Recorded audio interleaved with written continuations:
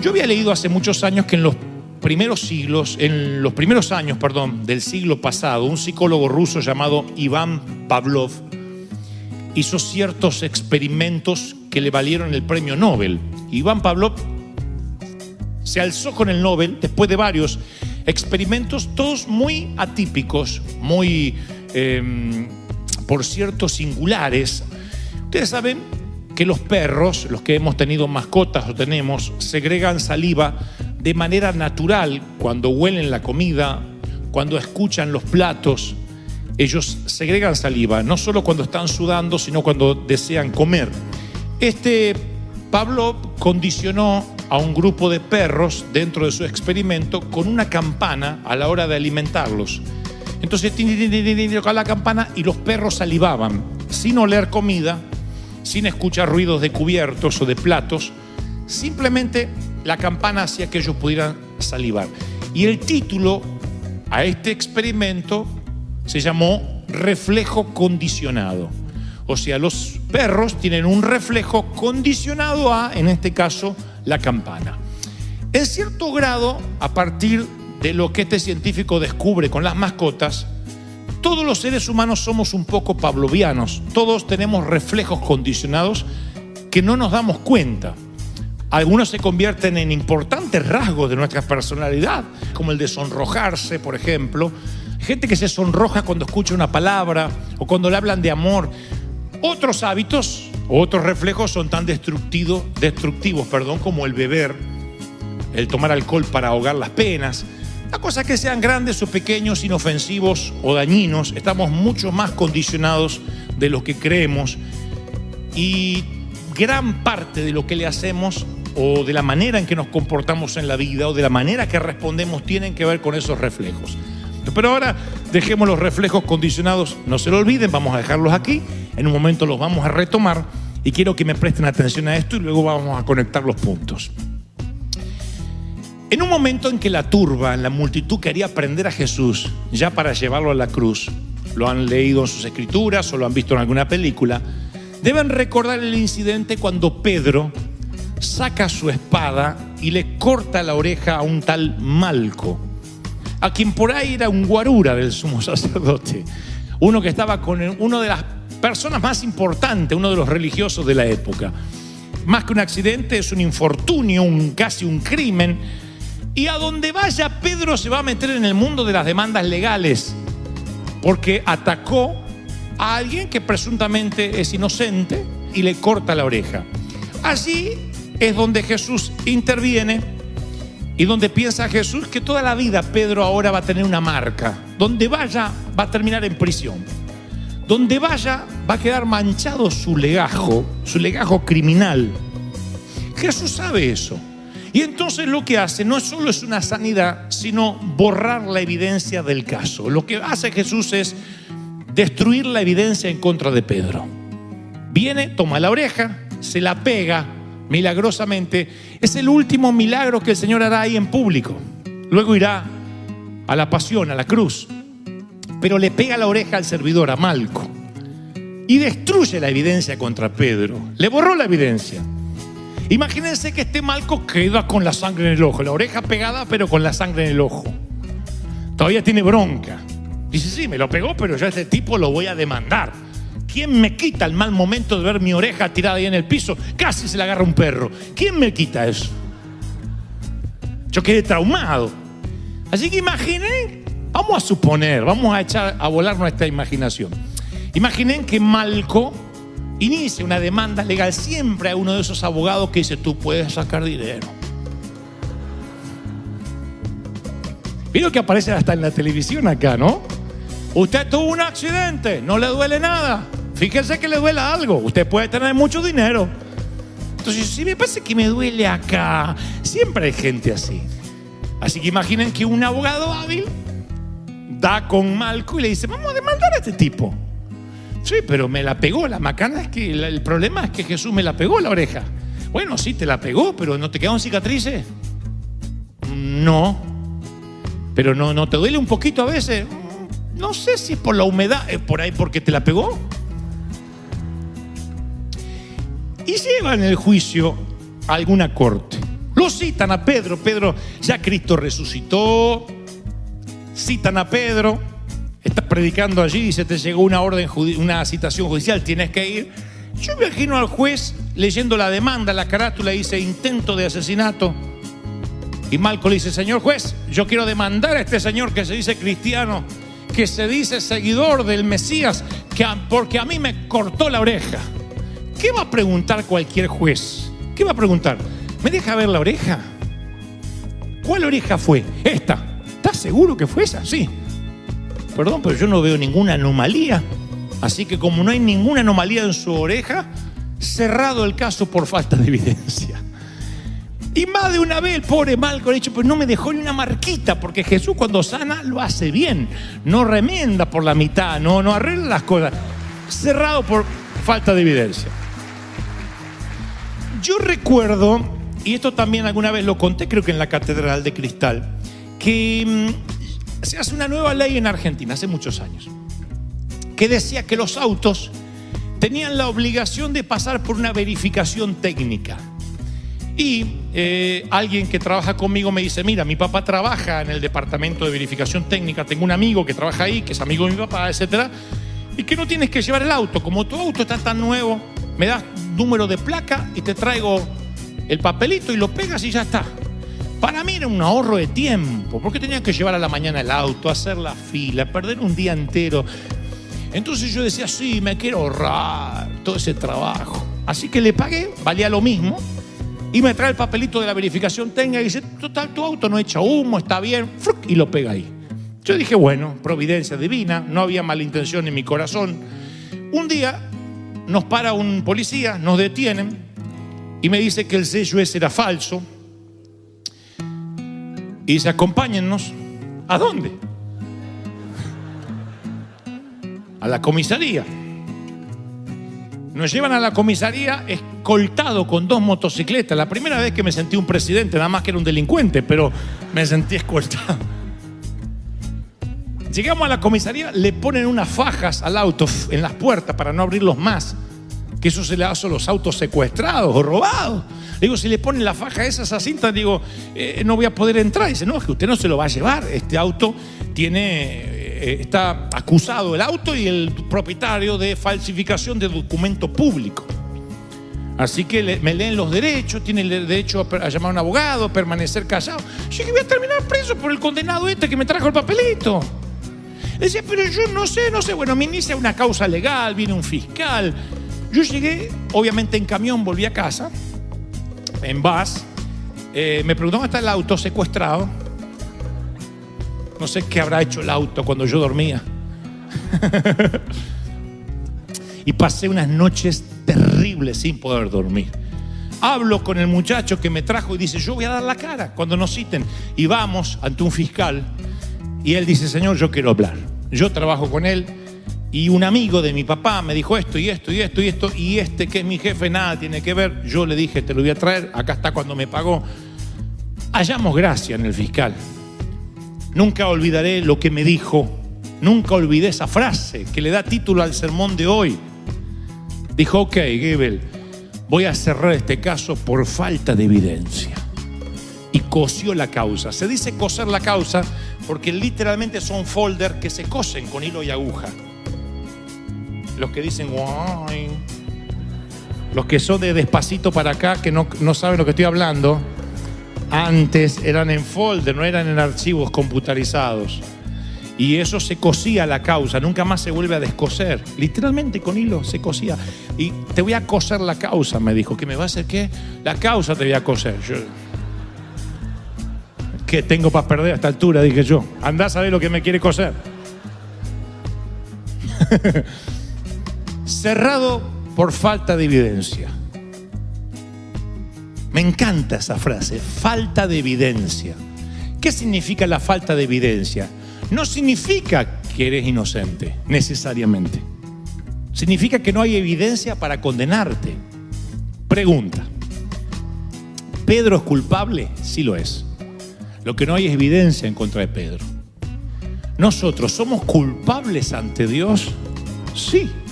Y aquí todos pecamos y estamos destituidos de la gracia de Dios. Lo que no hay es evidencia. Satanás lo que no tiene es evidencia para condenarnos. No puede acusarnos, no hay evidencia, no hay pruebas. Viene Cristo, te limpia con su sangre. Satanás sabe que estás limpio porque Cristo te limpió, pero no te puede condenar, aunque sabe que en el fondo fuiste culpable. Eso es algo fascinante. Pero vamos a Pedro, que es lo que nos compete esta mañana. Pedro es culpable de intento de asesinato, crimen en la carátula. Hay un fiscal que le tiene bronca a Pedro y le tiene coraje y lo quiere llevar a la cárcel. Y un malco que no tiene las evidencias para condenarlo, pero que cada vez que puede quiere hacerle un problema. Lástima que no lo puede llevar nunca a la corte, no hay evidencia. Y el punto siguiente es, ¿qué pasa cuando Dios borra las evidencias, pero aún Pedro se sigue sintiendo culpable y no hay evidencias? ¿Qué pasa cuando Dios dice, yo ya te perdoné, te limpié, y el que no se puede olvidar del crimen eres tú, porque el crimen existió? Una cosa es que el Señor te perdone y sientas que nunca pecaste. Otra cosa es cuando tú conoces tu naturaleza. Dios dice no hay evidencias y tú te autoculpas, te autoinfliges culpabilidad y no te dejas ser feliz. ¿Se acuerda que dejamos los reflejos pavlovianos acá? Ahora los vamos a tocar, los vamos a conectar con esto. Hay un reflejo condicionado de Pedro que alguna vez yo hablé, que a mí siempre me llamó la atención. Yo creo que lo tenía. La culpabilidad no deja de ser un reflejo saludable si eso nos lleva a un arrepentimiento. Uy, hice tal cosa, me voy a arrepentir para que no haya evidencias en mi contra. Pero cuando Dios quita las evidencias y aún así te sigues sintiendo culpable, te obsesionas tanto con los errores del pasado que pierdes las oportunidades del futuro. Allí es cuando te faltan agallas para continuar, porque siempre estás cargando con una mochila de la cual Dios dice no existe. Hay un montón que cargan maletas vacías y las cargan sin saber que están vacías, creen que están llenas de culpa, pero tú tienes la culpa acá, no en las maletas. Dios ya te libró de la culpa. Ese es el gran secreto que tanto nos cuesta entender en el juego de la vida eterna, que uno tiene que sentirse libre, perdonado por el Señor. Quizás emprendiste un matrimonio y te fue mal. ¿Quién cuando se casa en el altar está pensando que se va a divorciar? No conteste por las dudas, pero creo que la mayoría no. Nadie dice me divorciaré si esto no funciona. Nadie. Entonces te divorcias, no una vez, 2 veces. Llegas al Señor, dices me va mal en el amor porque me divorcio, porque no sé elegir. Llegas con una culpa. ¿Qué hace el Señor? Borra la evidencia, te perdona y borra la evidencia. Ya nadie más te tiene que llamar divorciado o adicto al divorcio o divorciada o nadie, así sea por un tema de infidelidad, por lo que haya sido, punto, se borra la evidencia. Eres nueva criatura, nuevas son hechas todas las cosas, nuevas. Pero vamos a suponer que tú no te perdonas. Y entonces vas a emprender una nueva pareja y estás con la carga emocional que no puedes soltar. Esa carga del pasado es cargar evidencias contigo que no deberías cargar. Si yo fuese tu abogado te diría, no dejes cabos sueltos, elimina tu pasado. Vamos a borrar toda evidencia. Vamos a hacer que el Señor pegue la oreja, restaure tu fracaso en el amor, restaure tu quiebra financiera. Borra todo lo que te ate con el pasado para que el diablo no tenga con qué acusarte.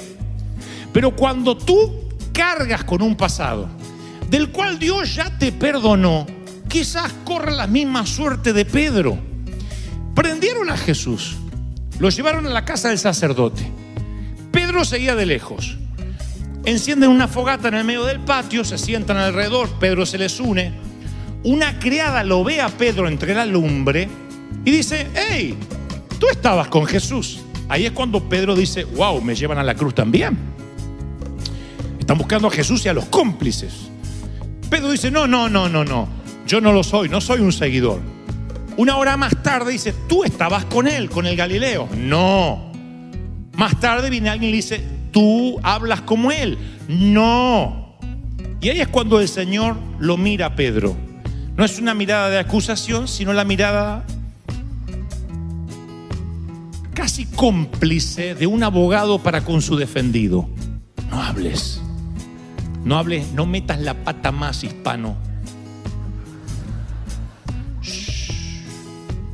Si Jesús hablaba, lo delataba. Con que Jesús dijera: Pedro, ¿qué tal, Peter? ¿Negándome? ¿Qué hacemos? ¿Estás negándome un poquito hoy? Si Jesús hablaba, lo delataba. Así que Jesús lo que hace es... Y Pedro justo lo estaba negando cuando Jesús lo mira. Dice: no, yo no tengo nada que ver con esto. Es ahí, tal como Jesús se lo había dicho unas horas antes, se escucha: ¿qué caraquí? ¿Qué caraquí? El Señor le dijo: antes que cante el gallo, ya 3 veces me vas a negar. En otras palabras, antes de que amanezca y que el gallo anuncie que es hora de despertar, ya me habrás negado 3 veces. Y a mí se me ocurre, con esto de las evidencias borradas, esto de los reflejos pavlovianos, digo, alguna vez lo pregunté y lo vuelvo a preguntar: ¿no le habrá quedado un reflejo condicionado a Pedro a partir de ese día que cada vez que cantaba un gallo le agarraba una culpa atroz? Él decía: a las 48 horas me tengo que olvidar, me tengo que olvidar, me tengo que olvidar, porque sin Cristo no podemos borrar evidencias. La culpa está. Si Cristo no interviene, la culpa no se te va. Y así como las campanas hacen que un perro salive sabiendo que va a comer, el gallo hace que la culpa invada el corazón de Simón Pedro cada vez que canta. Y antes de avanzar, el Señor me dice que te diga esto. Él me hace sentir que te lo diga. Hay un reflejo condicionado en ti que no permite que seas lo que Dios quiere que seas. Dios no te culpa, mi querido. Él borró las evidencias en tu contra. Si no, el enemigo ya te hubiese llevado a una corte espiritual. No vas a ir a la corte porque el enemigo no tiene pruebas contra ti. Y si tú dices: sí, pero yo metí la pata la semana pasada, la Biblia dice que si pecas, abogado, fíjense en la terminología legal que utiliza la Biblia, abogado tienes para con el Padre. Tienes un abogado que borra las evidencias, las borra. ¿Me siguen? Las borras. Eso no te hace inocente, te hace culpable sin pruebas. Te hace culpable sin prueba para acusarte. Eso es maravilloso. Sí, eres pecador, pero el Señor borra todo. Eso es algo que no te puedes olvidar nunca. Ahora, Pedro siente: ¿qué caraquí? Una mañana. ¿Qué caraquí? La segunda mañana. ¿Qué caraquí? La tercera mañana, la cuarta, no aguanta más y dice: yo soy un fraude, y se va a pescar. Conocen la historia. Jesús se va a la playa del mar de Galilea, ve a Pedro pescando, le dice dónde tirar las redes. Pedro reconoce que es el Señor, viene corriendo y ahí está Cristo resucitado, con sus manos horadadas de haber pasado por la cruz como único recuerdo de su sacrificio. Y allí tienen un diálogo. Le dice: Pedro, Simón, hijo de Juan, ¿me amas? Pedro contesta según una versión: tú sabes que te quiero, apacienta mis corderos. Vuelve a preguntarle: Simón, ¿me amas? Tú sabes que te quiero, cuida mis ovejas. Por tercera vez Jesús le pregunta a Simón: ¿me amas? Y a Pedro le dolió que por tercera vez le hubiera preguntado lo mismo, porque dijo: no me está creyendo. Así que le dice: Señor, tú lo sabes todo, tú sabes que te amo. Bueno, apacienta mis ovejas, le dice Jesús. Pedro había fallado 3 veces. 3 veces negó al Señor. 3 veces ahora el Señor lo comisiona y 3 veces le pregunta si lo ama. Ahora, ¿cómo hace Jesús para cambiarle el reflejo a Pedro? Porque el gallo va a volver a cantar. Creo saber cómo lo hizo. Voy a otros evangelios donde aparece esta misma historia. Me voy a San Juan y dice que Jesús sale al encuentro de Pedro al despuntar el alba. Así que estoy casi seguro que cuando Pedro termina de decirle, sí, Jesús, yo te amo, a un gallo de la zona de Galilea hace ¿qué? Y ahora Pedro, nunca más sus reflejos estarán condicionados por la culpa, sino que cada vez que vuelva a escuchar el gallo, de aquí hasta que se muera, él va a recordar que fue el día en que Jesús lo comisionó, en que Jesús le borró las evidencias otra vez. Le volvió a borrar la evidencia. Le borró las primeras evidencias cuando sanó la oreja de Malco. Y volvió a borrar las evidencias cuando lo comisiona justo al despuntar el alba. ¿Por qué no lo comisionó de tarde? ¿Por qué en vez de un desayuno no tenemos aquí un almuerzo o una cena? El Señor elige la mañana para que cuando el gallo vuelva a cantar, Pedro se encuentre desayunando con el Creador. El traicionado y el traidor desayunando juntos. Y entonces Pedro recordará el canto del gallo como el segundo génesis de su vida, la segunda parte de su vida tal como la conocía. Eso es lo que Dios hace cada vez que venimos aquí, cada domingo. Va cambiando nuestros reflejos, borra la evidencia, y lo que era una señal de dolor es una señal de esperanza. Lo que antes te producía angustia, ahora te produce fe. Y tú dices, ¿cómo el Señor puede tomar algo que era tan doloroso y transformarlo para bien? La palabra dice que todas las cosas a los que aman a Dios les ayudan para bien. Dios las transforma en bendición. Lo que el diablo te quiso hacer mal, Dios lo da vuelta para que te vaya bien, para que se transforme. ¿Están recibiendo esta palabra, sí o no? Y la gracia que hace, amplía tus sueños, te quita culpa, amplía tu manera de ver las cosas. En la vida hay momentos de traición, de dolor, de pecado, que van a querer perseguirte por el resto de tu existencia. Depende de ti, de que los cargues o los dejes, porque el Señor borra las evidencias. ¿Cómo las borra? Yendo al mismo lugar del crimen. ¿Cómo hace para que el gallo de Pedro no lo haga sentir culpable a Pedro cada vez que cante? Si gallo hay por todas partes en Israel. Tiene que comisionarlo al despuntar el alba, darle una comisión y una pregunta por cada vez que lo traicionó. Allí es donde cambiará completamente la óptica de Pedro. Cada vez que cante el gallo, él lo recordará como la mañana en que desayunó con Jesús. Ya no recordará la mañana en que lo traicionó. Entonces el Señor tiene que llevarte al lugar de la culpa para ahí borrar la evidencia. Si tú huyes del sitio del crimen, el sitio del crimen te va a perseguir. Tú tienes que enfrentar. Tú tienes que poder ir a cualquier lugar donde todo el mundo está parrandeando y a ti ni fu ni fa. No que dices, ay, me trae tanto recuerdo de esto. Si escapas, el crimen te alcanzará. Tú dejas el alcohol, no te atrae, y vas a un lugar donde parientes sacan alcohol. No hay problema. Tú no tienes problema porque tú no relacionas el alcohol con tu dolor. Ay, me acuerdo cuando era borracho. No, al contrario, a lo mejor Dios te da la oportunidad de predicar. Cuando te dicen, pero no tomabas mucho. Sí, pero dejé porque ahora no lo necesito. Te das cuenta, enfrentas aquello que la religión te dice, no vayas más, no vuelvas. No, tienes que enfrentar. La única manera de hacer luz es meterte donde hay oscuridad. Pero si vives escapando de la oscuridad, no podrás iluminar. La única forma de salar es meterte donde hay sin sabor. Entonces tú te aseguras de ser sal, te aseguras de ser luz y luego te metes a donde los gallos gritaban tu culpabilidad. Solamente que esos gallos ahora hablan de tu comisión. El Señor te ha demostrado de que eres más importante para Él que tu error. Por eso borró las evidencias. Él no quiere a Satanás acusándote. A él se lo conoce al diablo como el acusador. Siempre te va a acusar. A eso se dedica, a acusar. Siempre te va a acusar. Cuando sientas culpa, adivina de dónde viene esa culpa. No digas, el Señor me está redarguyendo. La culpa viene siempre del enemigo. Lo que viene del Espíritu Santo es una necesidad de arrepentirse. Ay, Señor, te fallé, perdóname. Envuelto en amor. La culpa es un chaleco de fuerza psicológico que no te deja ser feliz. No puede ser feliz al lado de uno que se siente culpable. No puede ser feliz detrás de alguien, de un líder que se siente culpable. Necesita ser libre.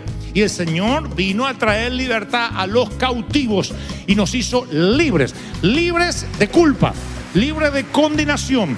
¿Me están siguiendo? Terminaré con esto. Mi tío, que además era mi padrino, el tío Tito Stockley, tenía una colección de muñecos de porcelana en su casa. Y cuando llegabas a la casa de Tito, él miraba a los niños. Yo tenía 4 años, mi hermano es unos años más, y decía: pueden mirar, pero no se toca. Un día no resistí nunca más la tentación, y cuando no había nadie, tomé uno de esos muñecos con tan mala fortuna. ¡Puf! Y la porcelana, ese día aprendí que la porcelana no es irrompible. Recuerdo el ojo de uno de los muñecos que hizo.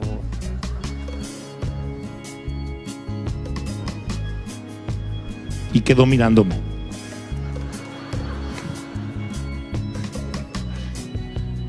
Y literalmente mi trío, que escuchó el crash, entró a la habitación.